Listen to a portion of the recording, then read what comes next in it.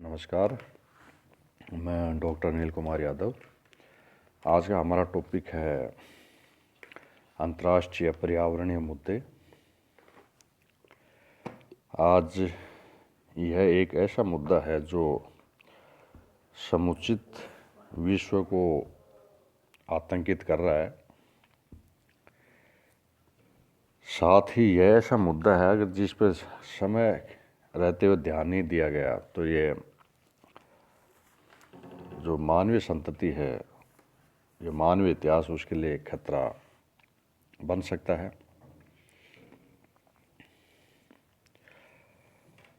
आज के युग की अंतर्राष्ट्रीय राजनीति को हरित अर्थव्यवस्था की राजनीति कहा जा सकता है, जिसके इर्द गिर्द अनेक पर्यावरणीय उपागम चक्कर लगाते हैं।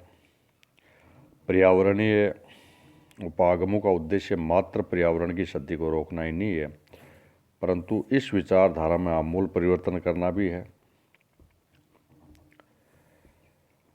पर्यावरण का क्षय या ह्रास एक अंतर्राष्ट्रीय समस्या है।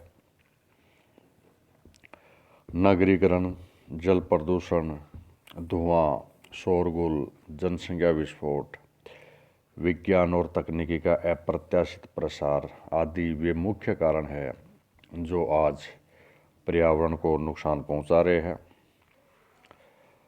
परंपरागत अंतर्राष्ट्रीय कानून में प्रदूषण और पर्यावरण ह्रास की समस्याओं पर बहुत ज़्यादा चिंतन नहीं किया गया था। फिर भी यह माना जाता था कि किसी राज्य के कार्यकलापों की एक सीमा होती है कि वह अन्य राज्यों के क्षेत्र पर कोई क्षति नहीं पहुंचाएंगे। इसका मतलब यह है कि अंतर्राष्ट्रीय कानून के अंतर्गत प्रत्येक राज्य का यह कर्तव्य है कि वह अपनी राज्य क्षेत्र में ऐसा कोई कार्य न करे जिससे उस क्षेत्र के बाहर पर्यावरण संबंधी नुकसान पहुंचे। आज पर्यावरणीय मुद्दों पर संयुक्त राष्ट्र संघ के तत्वाधान में अनेक सम्मेलन होते रहते हैं और उन सम्मेलनों में पर्यावरण को सुरक्षित करने के लिए और संरक्षित करने के लिए संधियां भी होती हैं।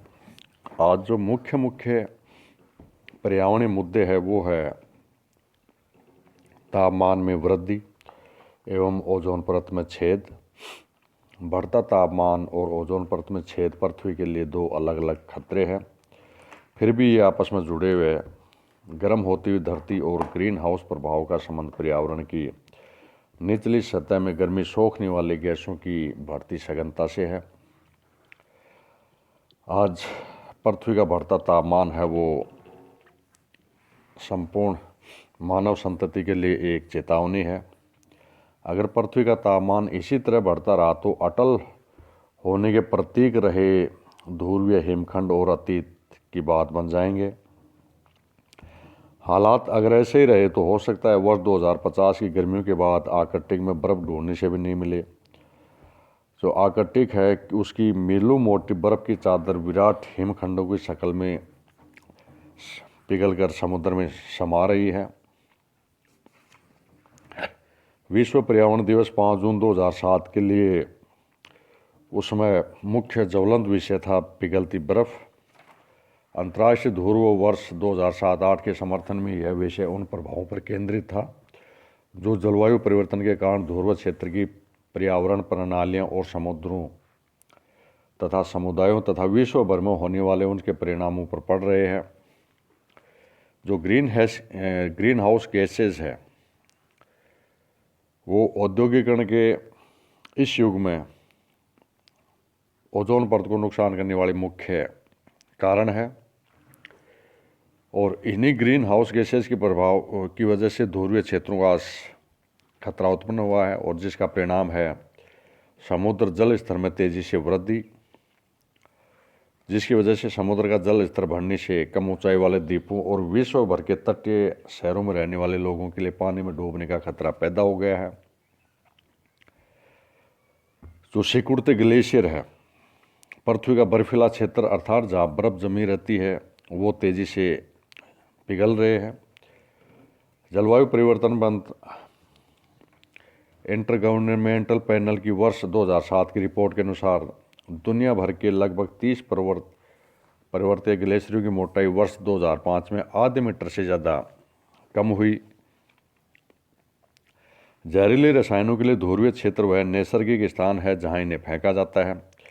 आर्कटिक में लगातार बंद रहे जैविक प्रदूषक पदार्थ वायु और समुद्री लहरों तथा अन्य स्थानों तक ले जाए जाते हैं।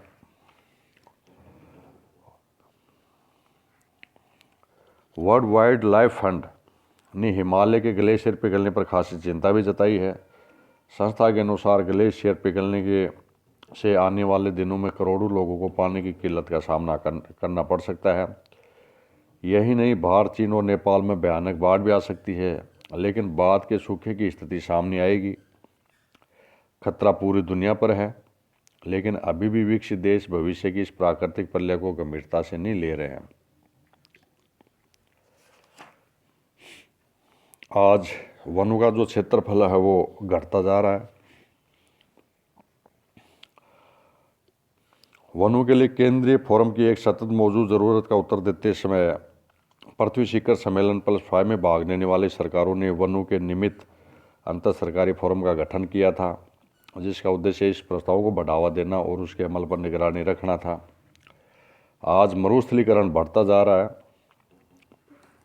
जिसके परिणाम स्वरूप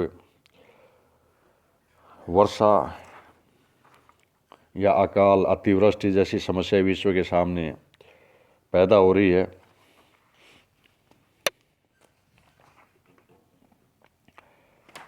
औद्योगिकरण के फलस्वरूप तेजाबी वर्षा बढ़ती जा रही है, जो मानव संतति के लिए खतरा है।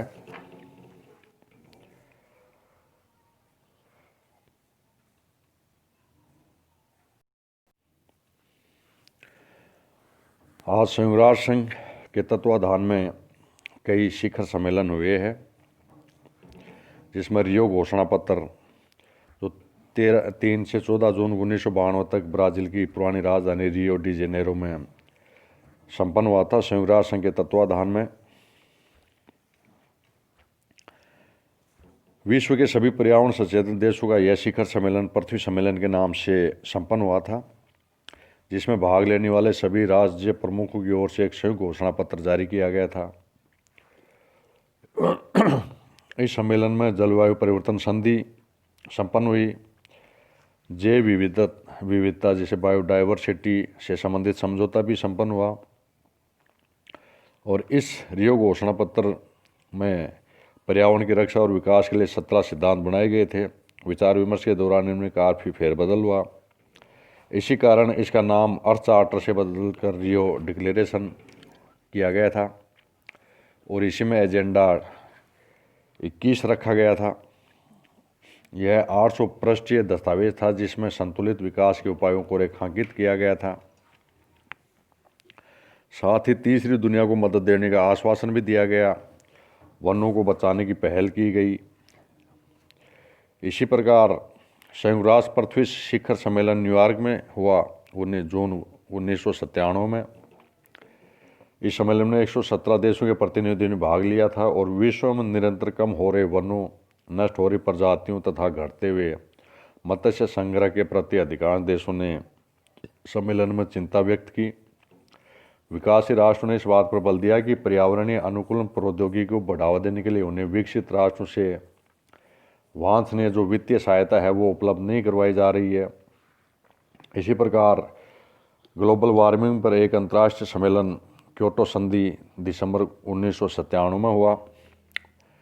विश्व पर्यावरण सम्मेलन तथा ग्रीन हाउस सम्मेलन नाम से चर्चित इस सम्मेलन में वातावरण को गर्म करने वाले गैसों के उत्सर्जन को नियंत्रित करने पर यद्यपि सभी राष्ट्रों सहमत थे, किंतु इसकी सीमा का निर्धारण सीमा इसमें विवाद का मुख्य बिंदु भी बना।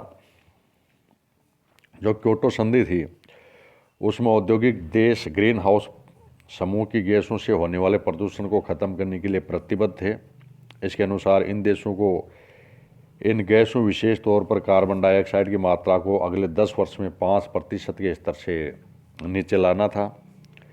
इन गैसों को जलवायु परिवर्तन के लिए जिम्मेदार माना जाता है।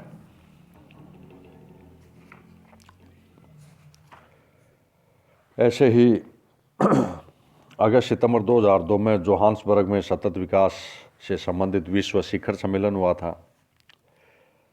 इसी प्रकार संयुक्त राष्ट्र जलवायु समझौता सम्मेलन दिसंबर 2005 में हुआ कनाडा के मॉन्ट्रियल शहर में, जिसमें 189 राष्ट्रों के लगभग 10,000 प्रतिनिधि भाग लिया था। सम्मेलन के अंतिम दिन 150 से अधिक राष्ट्रों ने ग्रीन हाउस गैसों के क्योटो ताप संधि के निर्धारित लक्ष्य पर औपचारिक वार्ताओं में सम्मिलित होने पर सहमति दी थी। इसी प्रकार जलवायु परिवर्तन पर डेनमार्क की राजधानी कोपेनहेगन में 7 से 18 दिसंबर 2009 तक एक सम्मेलन हुआ था। इसमें भी जलवायु पर्यावरण को बचाने के लिए काफ़ी जद्दोजहद की गई। इसी प्रकार जलवायु परिवर्तन पर संयुक्त राष्ट्र फ्रेमवर्क कन्वेंशन 2012 में संपन्न हुआ। इसी प्रकार लीमा जो पेरू में है, वहाँ जलवायु परिवर्तन समझौता दिसंबर 2014 में हुआ। इसी प्रकार संयुक्त राष्ट्र जलवायु परिवर्तन सम्मेलन पेरिस में हुआ 30 नवंबर से 12 दिसंबर 2015 में। इसमें इस समझौते के अंतर्गत धरती के बढ़ते तापमान को 2 डिग्री सेल्सियस से नीचे रखने का लक्ष्य रखा गया था। इस दिशा में विकसित देश 2020 से 25 तक विकासशील देशों को प्रति वर्ष $100 अरब की आर्थिक मदद देंगे। अगर यह कम से कम 55 देशों जो वैश्विक ग्रीन हाउस उत्सर्जन के कम से कम 55% का प्रतिनिधित्व करते हैं को स्वीकृत, अनुमोदित या स्वीकार कर लिया जाता है तो कानूनी रूप से यह बाध्यकारी हो जाएगा और 2020 तक कार्यवाही ये लागू भी हो जाएगा। तो ये मुख्य पर्यावरणीय मुद्दे थे जो आज विश्व के सामने एक गंभीर चुनौती पैदा कर रहे हैं, और उस पे जो संयुक्त राष्ट्र संघ के तत्वाधान में पर्यावरण को बचाने के लिए जो कन्वेंशन हुई उसके बारे में हमने इस वीडियो में विस्तृत चर्चा की है। धन्यवाद।